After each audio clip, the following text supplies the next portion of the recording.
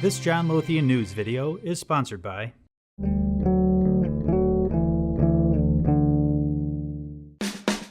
A recurring theme at this year's IDX London was navigating the many challenges facing the financial sector. In this video, NASDAQ OMX Group's Hans-Ole Jochumsen discusses three of these challenges: exchange competition, allocation of technology resources, and the global regulatory environment. We have to understand that the size of the long and short-term markets in the two big currencies in Europe is a huge market. And there are today no competition. And NLX are the one who are creating competition in this space. And I think there is a need for that. And if you look at the history of new ventures, not that many have been able to come so far in 1 year's time. And if I look at what they are in the pipeline, a lot of things are going to happen. And NLX will grow in month by month in the future. The biggest challenge is technology resources within the big banks who have all the customers.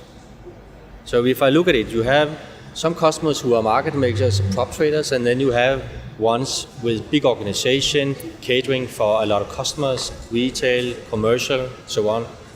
It's very different for them. The first group can pretty easy adopt to a lot of these things. But if you have large customer groups, then you need to have the flow to the system also in place. And these banks are the ones who are scrutinized with all the new regulation. So my feeling for the last 5 years is that even if a trader wanted something to happen in 3 months' time, even if he got a priority in his IT department, it could be that something new happened and they have to reprioritize because of these regulatory requests.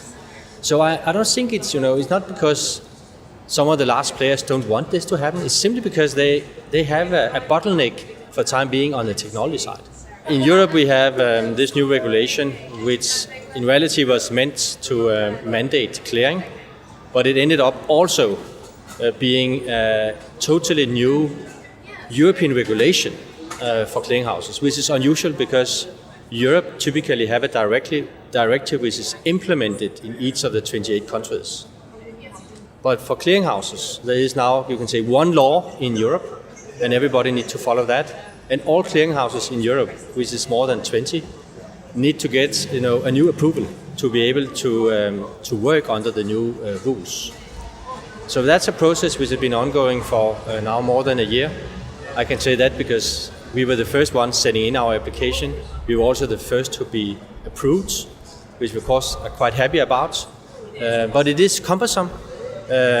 But it means also that the level playing field for clearing in Europe is more in place now than it was before. And I think that all our customers will benefit from that going forward.